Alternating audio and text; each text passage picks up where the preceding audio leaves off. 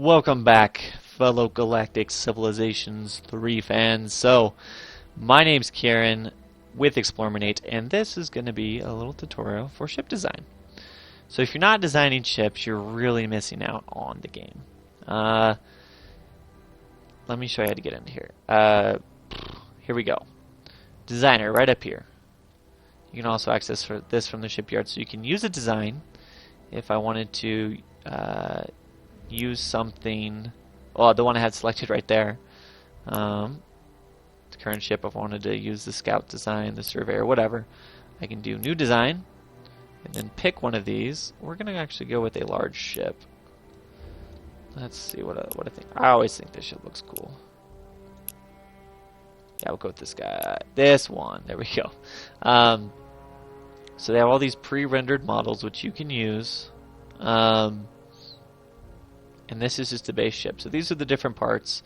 Whether I did a new design or used one of these, if I wanted to, I could add something right here. Boom, I just put something right there. See, you gotta connect to those red points. There, so I just put a few little wing things on there.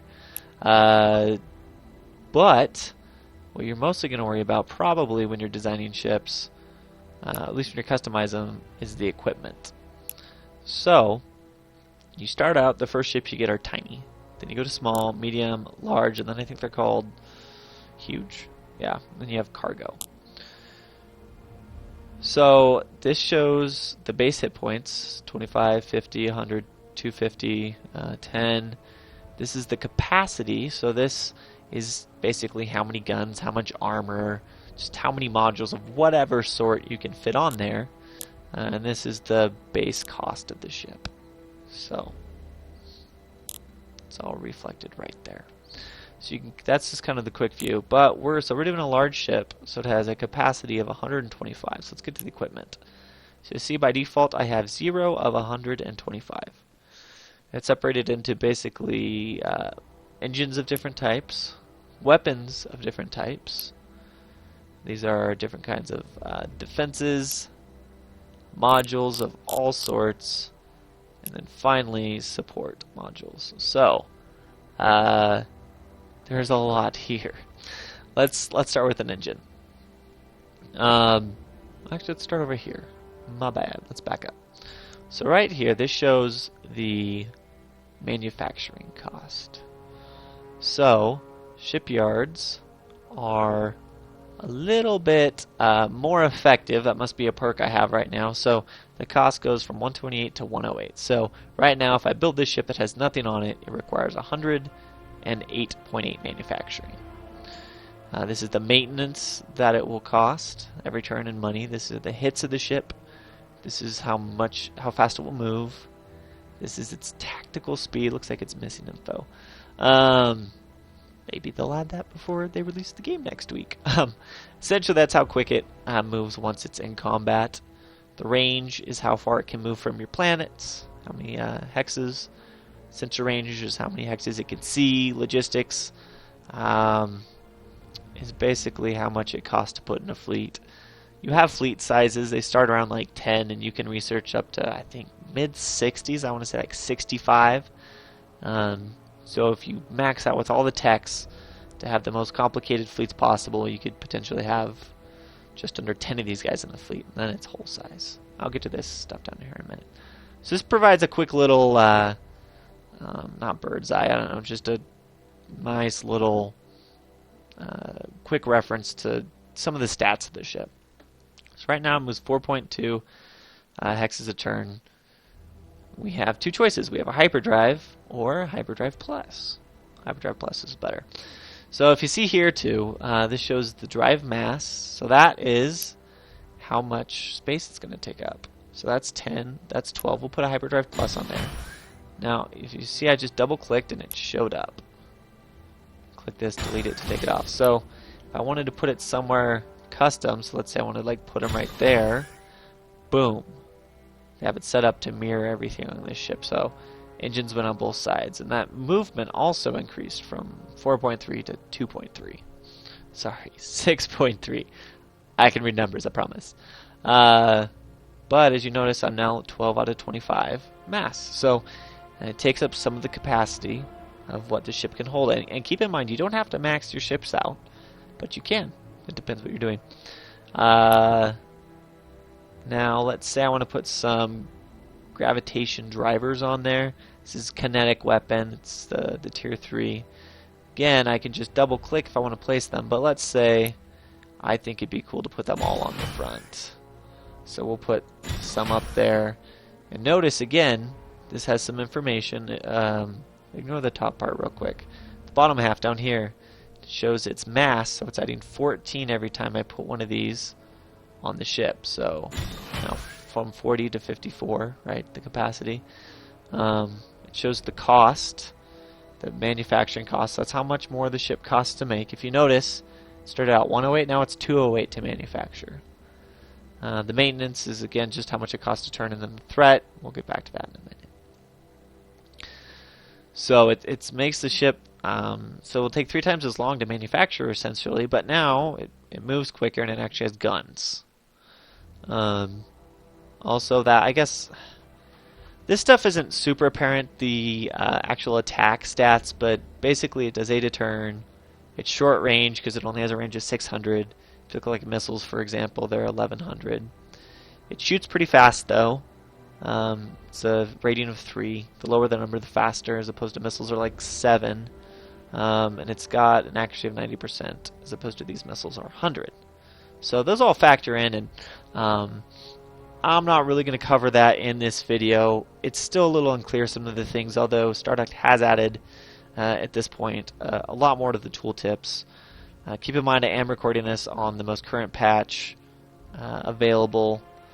This is game comes out in a couple days from now, but I think this is pretty much what we're going to get. So, yeah, you can figure that out.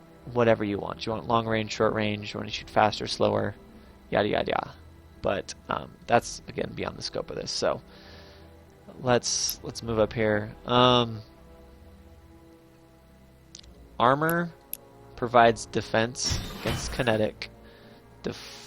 Point defense, so like shaft is just the default, provides defense against missiles, and deflectors is the basic shields against beam weapons. And I'm trying to think. Basically, I feel like a volley. Well, by volley I mean like a weapon has to shoot like 1 or like 2-ish times. I feel like to take down shields. That might give you an idea. So this is kind of a well-rounded defense ship right there. And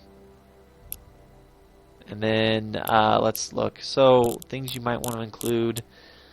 You have all kinds of choices. You want to colonize planets, to invade planets.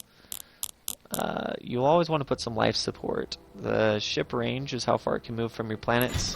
While 19 seems like a lot, 35 isn't even much on big maps. So you'll probably always want some kind of support system, unless you're just building fleets that are gonna play a defensive role, I guess. But you want those sensors if you want the ship to see. Those are there. There's all kinds of different modules. Everything from making it a carrier, so it has little interceptor ships that come out and fight every battle, to this one. Kinetic weapons are 100% more effective at taking out armor, so they'll take out the enemy's defense. Kinetic accelerators increase the weapon range, and these all have a cost associated with them. So some of these will give fleet-wide buffs, others will just be for the ship.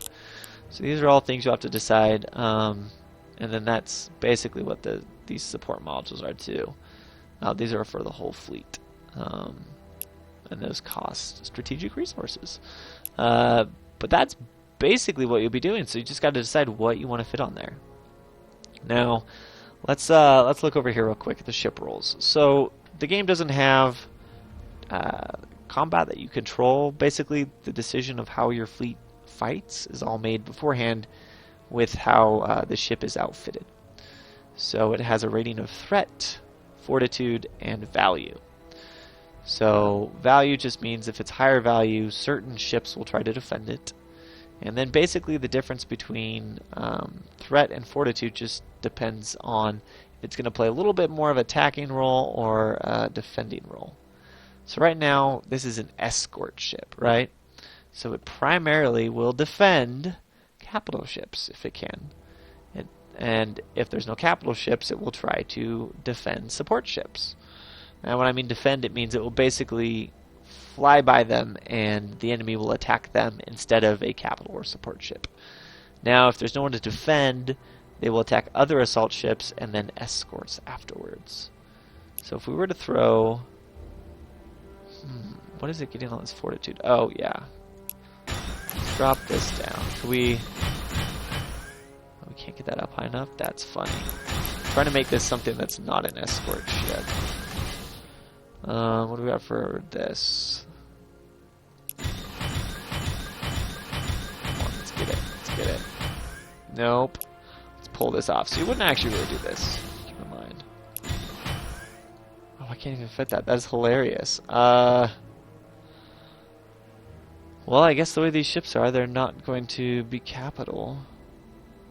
Interesting. So what I was trying to do there. If you get the threat higher than the fortitude, these large ships should be capital ships, meaning they're just focused on outright blowing up the enemy. And then if you had escort ships, you could potentially just load defenses on them. They would try to defend said capital ships. Let me see, maybe with a smaller ship we will be able to change its role. Yep, so you by default are an escort. What happens if I slam some weapons on you? Okay, here we go. So remember, escort was defending. Assault ships are all about assaulting. So they're going to go for other escort ships. Then they're going to go for capital ships. And the reason this changed is because every gravitation driver I throw on there, it adds 0.5 to the threat. So if I drop the threat down... Oh, why is it not letting me take that off? There we go. Now it's an escort because they're equal. So it's focused on trying to defend more expensive ships. Not necessarily expensive, but more valuable. So like support ships or capital ships, for example. So that's how you determine the behavior of your fleet. So if you're wondering, why is my ship not defending other guys? Look at the role. Make sure it's fulfilling the roles that you want to it to follow. And remember, it has a primary and a secondary target for what it will defend and what it will attack. So yeah, keep that in mind. Some ships, like snipers, they're a guardian, so they will try to support ships, and then they're basically going to go for other little ships or assault ships. There's like 5 or 6 of these different behaviors. Support. This would never be in a fleet, but it's support because all it has is sensors. It allows me to see a lot of places. Yeah, so that's basically it. I don't want to beat a dead horse. I do want to beat a dead horse to death. That's how ship design works. You'll want to use this because your enemy might specialize in beam weapons, for example. So if that was the case, you'd want to make sure you had shields, because shields protect you from beam weapons. Other guys might just specialize in missile and kinetic, so you'd want to adjust your defenses that way. It's up to you if you want a ship that's kind of jack of all trades, or if you really want them specialized. I think there's advantages and disadvantages to each. But take some time to, I guess, customize your ships, and you'll have a lot more success. Now, if I were to use this, and let's say I just take that off, for whatever reason, I just wanted this to just be an attack ship. It's cheaper. Hit save, I give it a name. I can technically change its battle role. Is that true? Go to user. It is a capital ship. Well, you look at that. So, actually, I just realized that. I don't know if that's actually going to change things. That's an interesting way to affect your fleets, though. I like that you can actually assign that. Because if you would like to put a ship with just guns and you want like 4 ships to defend it, you can make it a capital and make everything else like a guardian or an escort. So play around with those roles. Hopefully that gives you the the groundwork of enough that you can understand what they're doing, and enjoy. Again, like I said, if you're not customizing ships, you're missing out. And you can spend hours making the ships look like whatever you want. When you're just getting started with the game, though, I would suggest using the designs they have. So go to New Design, picking something, and then you'll change what's on it. Just give it a different name. So, and then when you build those, I should probably show this as well. When you go to the shipyard, it's going to have like all ships, core ships. So these are basically what the game has by default programmed.